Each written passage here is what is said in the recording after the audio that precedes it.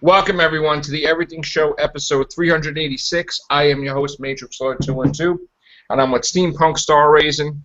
What's up, bro? I'm Abershire.com. There you go. What's up, Daniel? Hello. What's up, David? What's up, guys? It's Darth Cinema from YouTube.com. Mike D.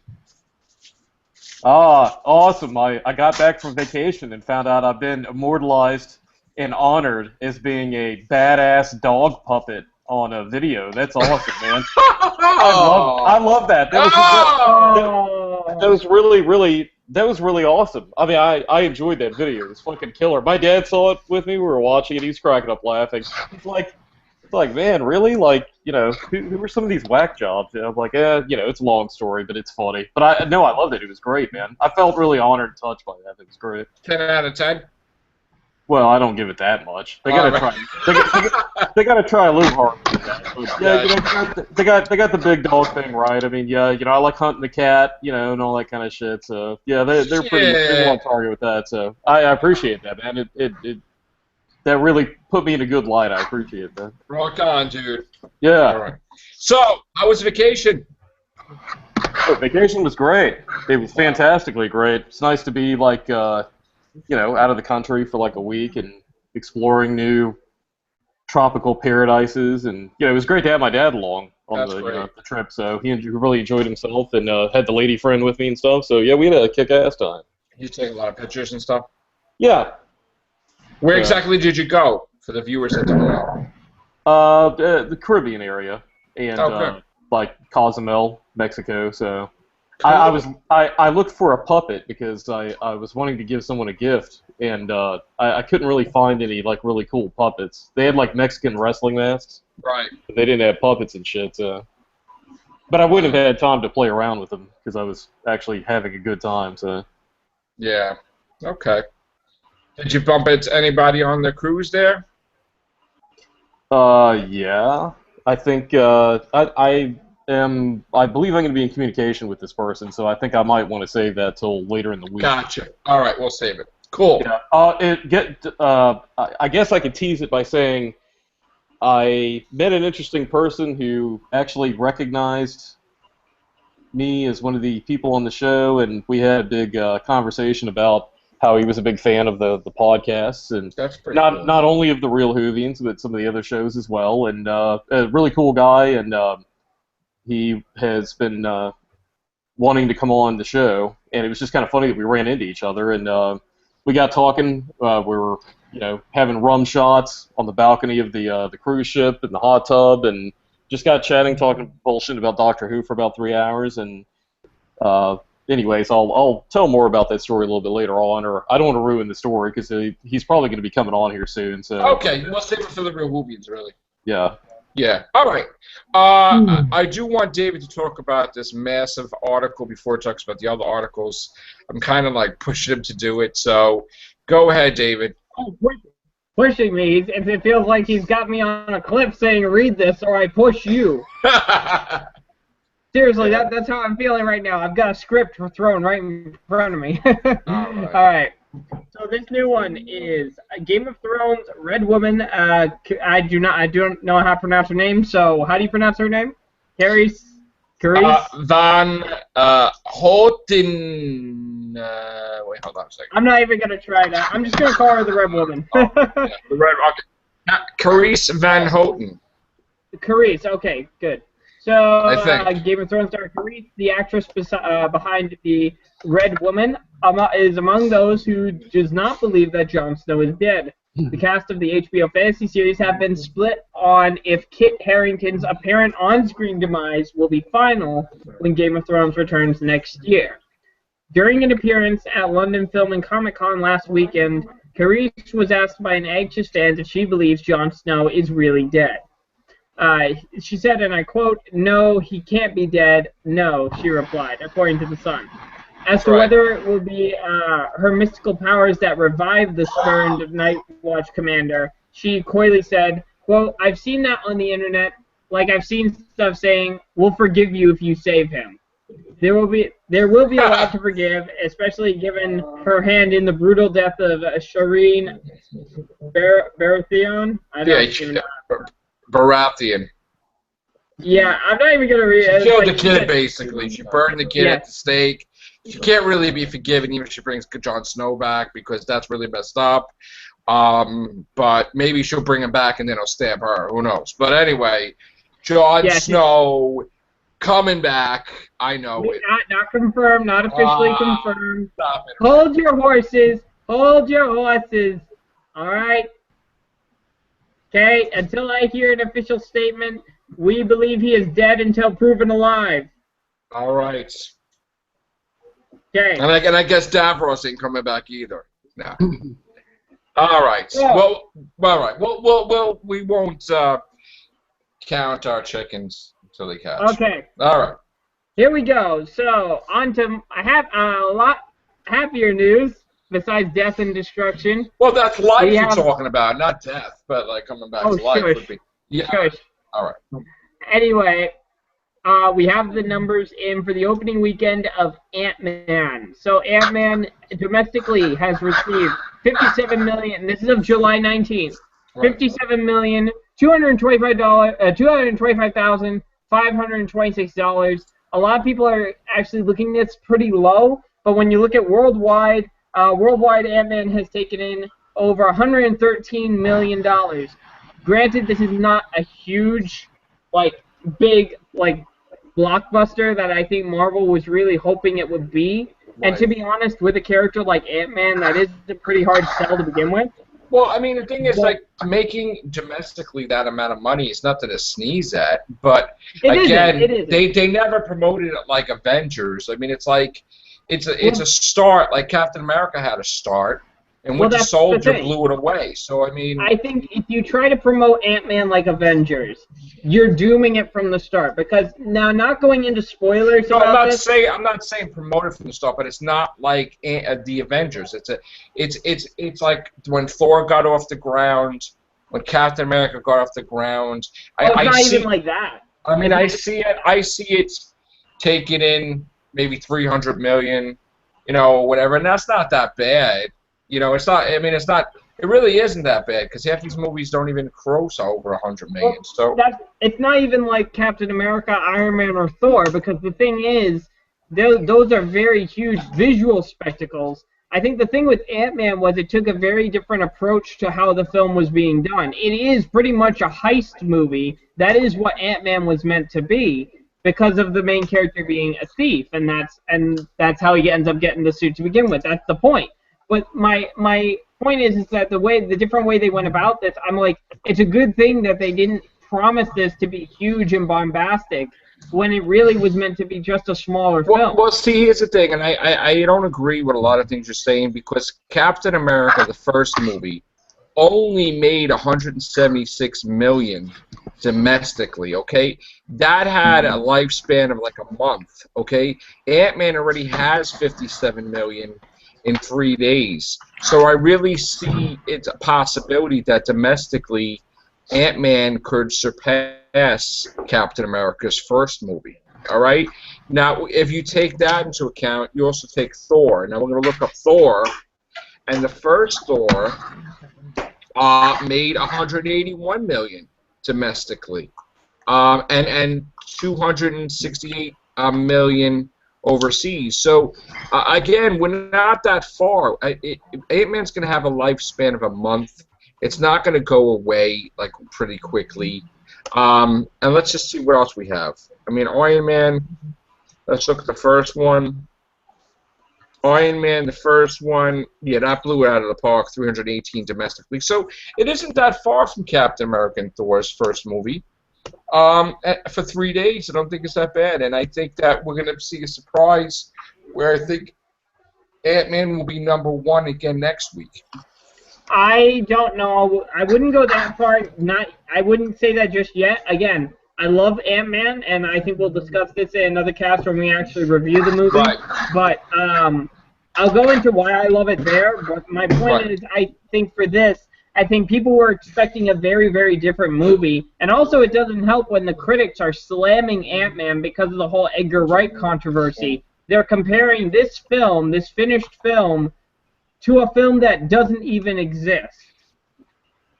Which Right. I'll talk about that at the review, that whole Edgar Wright controversy about the film as well. So, but my point is, good job on Ant-Man. Let's hope it does better. Let's hope it continues to do good. And, yeah. Well, wait, before we jump into anything else, anybody have any thoughts on Ant-Man? Do you guys think that it's going to do good or not, or what do you think? Steampunk. I'm sorry. Repeat. Do you think Ant-Man is going to have some staying power? Do you think it's going to do good when it finishes its run? He's a more obscure superhero. I'll just give my honest opinion. He was a founding member of Avengers, at least in the comics he was, and he had short series with his own solo comic that usually got canceled, from what I recall.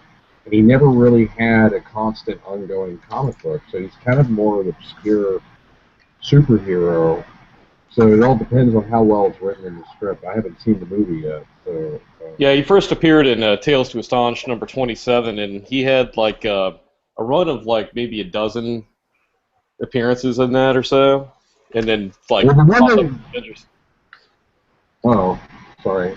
And the fact that there are 3 different people who've taken on the identity of Ant-Man. You have, you had Hank Pym, you have Scott Lang, Scott Lang is the Ant-Man in this movie, and who was the other one? Eric something? I think it's... I think I've never even seen the film, which I haven't gotten a chance to see. The one who was just a huge jerk and who shrunk himself in the shower just so he could see Miss Marvel showering. Yeah, I'm not even kidding. I am not even kidding. That happened. Oh, Eric O'Grady. That was it. Eric O'Grady. Wow. Well, Irredeemable. I'm disappointed. I'm disappointed it didn't go with Hank Pym, and I'm a little disappointed. I don't know. I mean, I haven't seen the film. I've seen the trailer. They made Yellow Jacket a separate character, a villain, and Yellow Jacket was also Hank Pym. So at least in the comic. Yeah, I think the thing is, they pretty much wanted to make this seem like, I mean, you could have taken any number of Ant-Man villains, but I think they used Yellow Jacket because there was a time when he was Yellow Jacket that Hank went crazy and, smacked Janet Van Dyne. Right. So, and to be honest, yeah, they do go, the film is actually really good going into the backstory. There's Eric O'Grady and there's Chris McCarthy, there's 4. Oh, there's 4 Ant-Man. Okay. Yeah.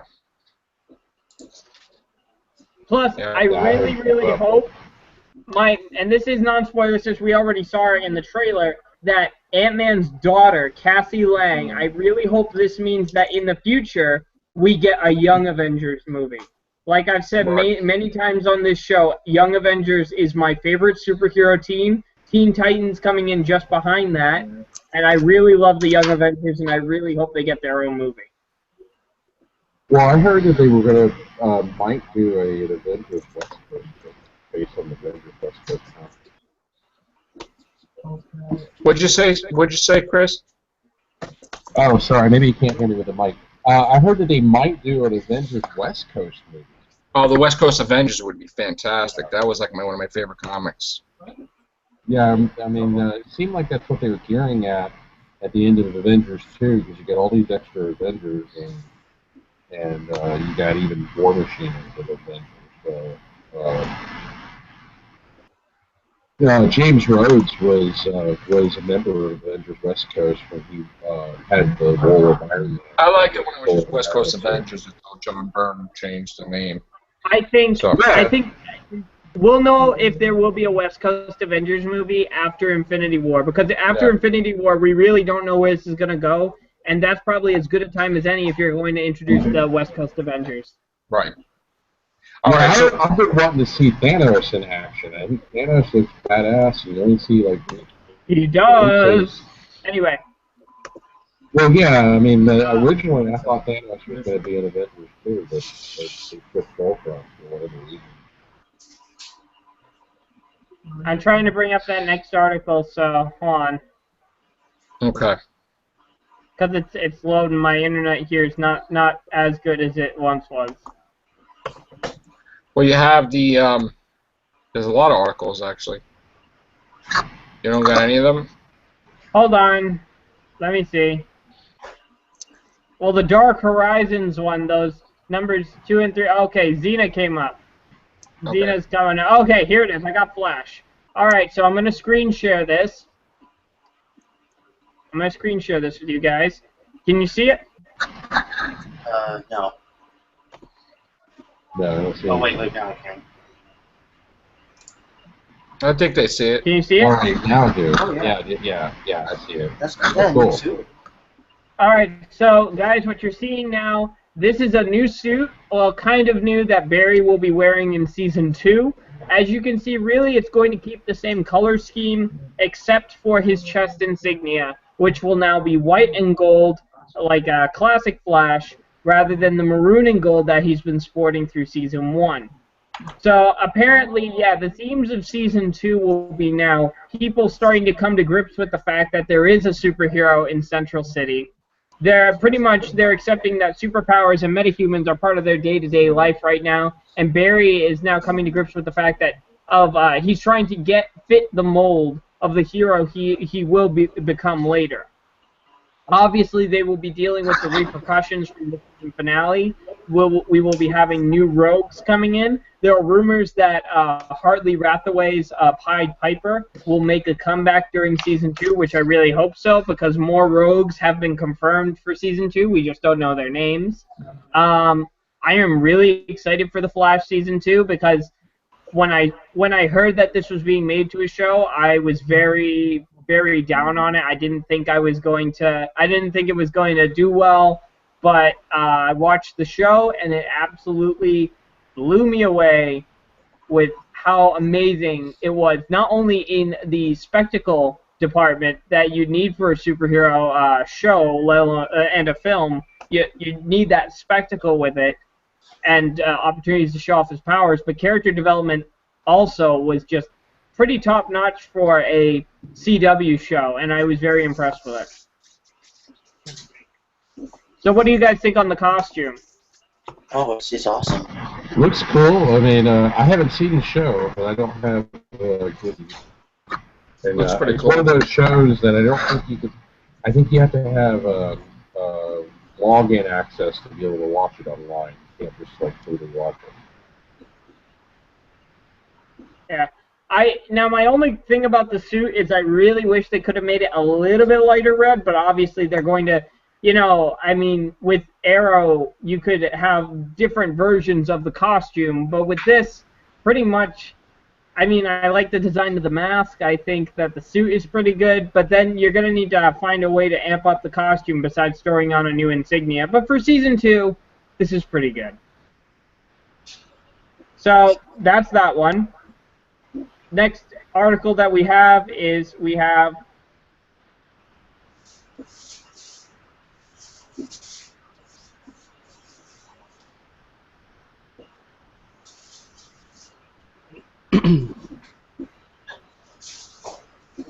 is exploring a reboot of the beloved action-adventure series Xena Warrior Princess. Sam Raimi and Rob Tapert, who created and Tapper. You got the article? All right, well, before you start that article, hold on a second. Let me just show off what Joe got for his birthday. Well, some of the stuff. He got the Flash. These things are really like taking off now. These, I guess they're from the Pop Company, Pop Television. Yeah. The Flash, and you got Ant-Man. So that's pretty cool, right? Ah. Yeah. Cool beans. Yeah. All right, go ahead, David. I'm sorry. The lost David? All right, so it's really, other than the fact right now that they're looking for writers, there isn't much.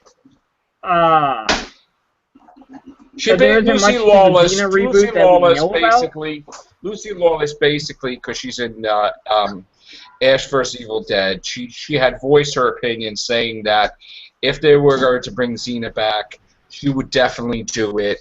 That prompted the talks to start because, as you know, The people who work on Evil Dead did Xena, they did Hercules, did all that stuff. So besides, Ash vs. Evil Dead, they would work on a Xena possible reboot or continuation. I mean, it's a new thing now. It's in. They're bringing everything back in a continuation or whatever you're going to call it, not a reboot. X-Files is coming back. They brought back 24. They just throw her in there with new episodes, and that's basically what it would be. So, maybe they would do a whole bunch of specials. Maybe they would work something out to do it on a different network. I'm not sure, but she is open to do it, and I'm sure everybody else is too. That's basically that. So, anybody thoughts on Xena? Mike, do you ever watch Xena? I would say that you probably have better odds of getting me to watch My Little Pony than that. I knew you would say something like that, man. I'm not a big fan of that. No, not my thing. Well, I mean, Bruce Campbell was in it a lot too, so it was like watching, just to see Bruce Campbell. It was pretty cool too. Oh. Yeah. What else you got, David? All right, so Sigourney Weaver has talking about Alien 5 and on the AVP fail. So this past week, out for panels, one of them being Alien series lead Sigourney Weaver. Though it has been nearly 20 years since she last played Ellen Ripley, the role will arguably remain her most iconic, and the actress was happy to talk about the ups and downs of the part with the Radio Times during the event. Weaver has expressed disappointment in the past with how Fox treated the Alien franchise, specifically with Alien vs. Predator, with the AVP films, of which she's not a fan. Right. While the first AVP film hit in 2004, the project had actually been in development at the studio since the early 1990s. In fact, it was because of that early development that Weaver apparently decided to quit the series in '93 with the third film, before later returning in 1997 to Alien Resurrection. Asked if it was her decision to kill off the character in Alien 3, she says, and I quote, "Well, yes, because I heard that Fox was going to do Alien vs. Predator, which really depressed me because I was very proud of the movies. I have nothing against building a movie on a video game. I'll get to that in a moment. But Jim Cameron." We're losing you, David. I'm losing you. Your internet's going in and out. Hello. Hello? Yeah, we're losing you. Hello, you there? Yeah, we lost you, David. Sorry. All right. So you said Hello? video. Yes. You there? Hello. Yeah, I'm here. Jesus. All right. I'm here. Good. So I think, though, didn't Alien and Predator meet in the comics before there was ever a video game? Yes. Yes. It was like 1986, 88, somewhere. Yeah, in there. so And it was like the biggest thing ever for Dark since Horse. Predator 2 showed Yeah, up. it was like that Mark Verheiden, Yeah. I believe, was working on the Dark Horse comics. Did that. They did very well with the Alien vs. Predator, with RoboCop, with a whole bunch of stuff, Star Wars even, until they lost the license to everything. But that's the company was strong for that, with Dark Empire, all that stuff. Remember that, Mike? Well, yeah, Dave Dorman. That's the big the artwork he did with them with Star Wars. It was he cut his teeth, making a name for himself doing the Star Wars stuff around that time. His artwork's very iconic with the Star Wars specifically, with his depictions of those characters during that run. Yeah. All right. We're having internet problems, David. We'll probably just do one more article. But Daniel, you there? Yep. You want to talk about Star Trek before we zap out? Oh yeah. It turns out they're building a massive Star Trek Beyond outdoor set. It's under construction in Vancouver for a green screen shoot. Nice. And it looks awesome. It looks awesome. Let me try to screen share this. Hold on a second. Okay. Do we even have a storyline for that at this point? No. No, it looks freaking Pretty awesome. bad. That's pretty bad. Would have a storyline, but it's like, you know. I mean, do we have? I mean, is Idris Elba the main villain in that, or? Yeah, I mean, supposedly he plays a doorman in Yeah, space, and like they destroy the door, and then he has nothing to do, so he goes after Kirk. No, I'm just kidding. Oh, Yeah, yeah, no, I'm just kidding. No, I mean, no, he's supposed to be big. I don't know what he's gonna do in it. Suppose he's done something against Spock or something. I don't know, you know, if he's gonna be a Vulcan or something. Pissed off at Spock for? I know. Supposedly, I'm hearing rumors that he might be a rival Vulcan. You know, but they might do like a. Spock might have stolen his girlfriend during Pon Farr, and he's getting back at him or something. Well, they might do a twist on the Cybok Star Trek V type of thing, but not Cybok, just like a, you know, Vulcan antagonist as a villain, you know, whatever. Maybe he teams up with the Romulans. I don't know. You know, that's what I'm hearing. He may not be a Klingon. He may be a Vulcan. So Kirk will come to his aid because he is invincible. He has super blood, so he can regenerate. Yes, Kirk has Khan's blood. Yes, at least in theory, that he should still have it. Okay, I think a red matter super blood gun would be. 1 second. I'm sorry, but this yes, we can't. Daniel, we can only share stuff from the movie, not people's sites. Okay. So when you get that, let us know. David, do you have anything else?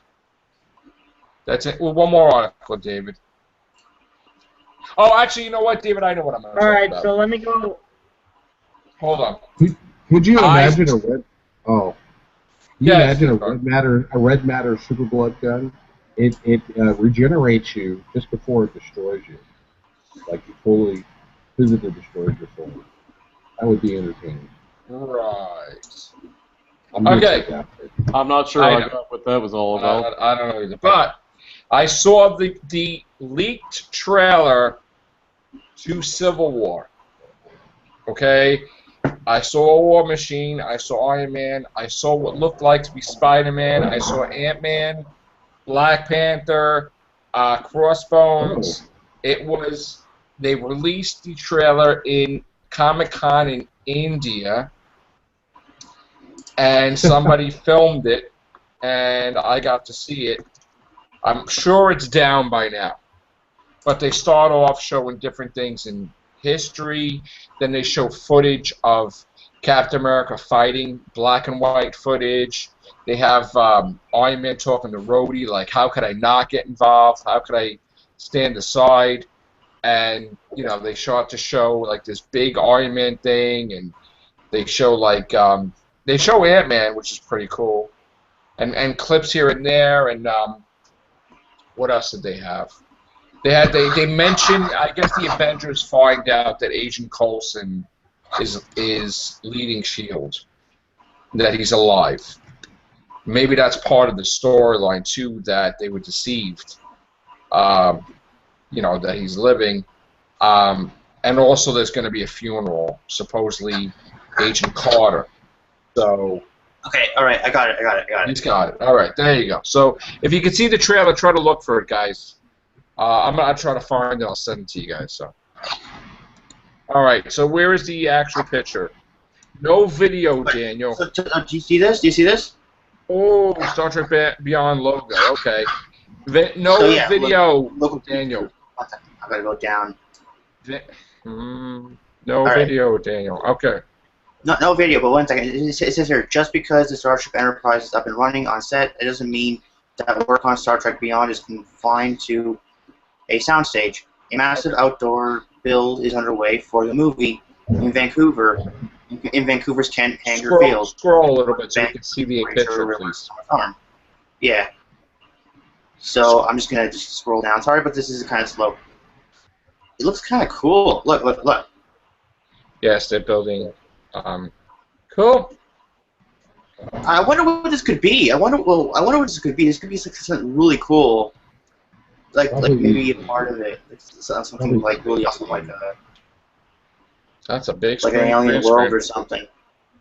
Probably a space scene, if I had to guess, like a space battle. That's a huge green screen. That's all I know. That's pretty cool. Yeah, so Maybe That- again. is ginormous. Yeah. Daniel, who do you think Idris Elba's going to play? Do you think he's going to play a Klingon, or do you think he's going to play a Vulcan, or something else? I saw this picture on IGN, and it looked like it looked like he was playing a Vulcan, but then someone told me that's just Spock, and somebody put Idris Elba's face on Spock. I didn't say he's going to play a Vulcan. I don't know.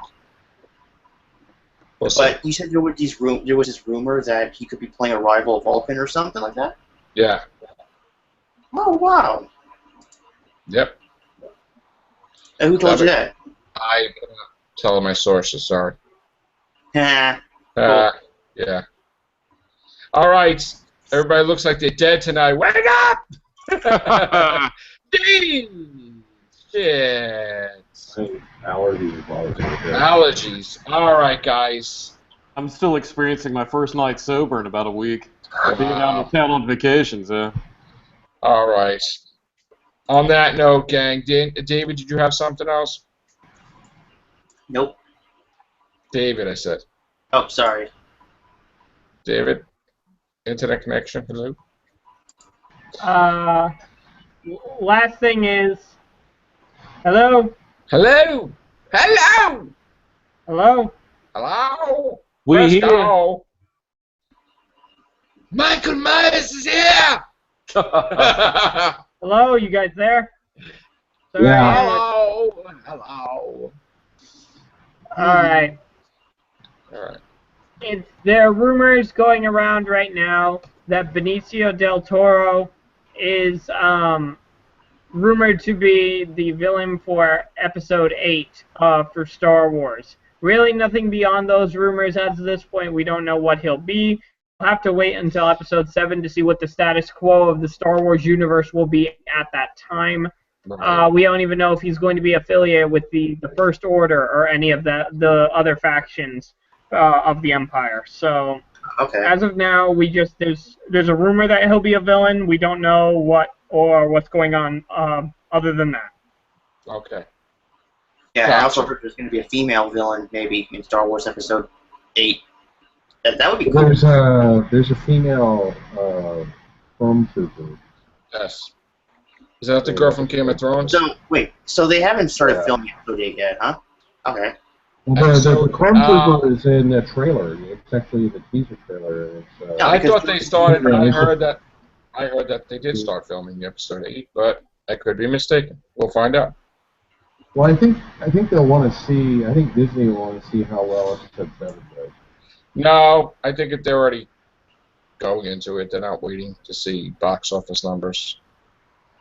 Pretty much they have a commitment from their shareholders that they have to get this movie out by a certain time, so they're Well, already the last Star Wars movie, the Clone Wars movie, 2008. A lot of people don't consider it a movie, but it technically was a movie because it played in the theater. Didn't, in my opinion, didn't really do that well for Star Wars. I really don't count the Clone Wars animated thing at all as a movie. I mean, I But know it was you. technically a movie. I don't count it because I don't count like when they put Doctor Who in the theaters as a movie, and Doctor Who was on TV and Clone Wars is on TV, so that's the same type of thing. If you put Doctor Who, the premiere of season 9, series 9, I'm sorry, with the Magician's Apprentice, The Witch is Familiar, that's not considered a movie. Just like when Clone Wars was on TV as an animated movie, I don't consider it a real movie even though they put it in the theaters. So, even though there's box office numbers for it. So, but anyway, anywho. Shit. All right. On that note, guys, it's been real. Peace.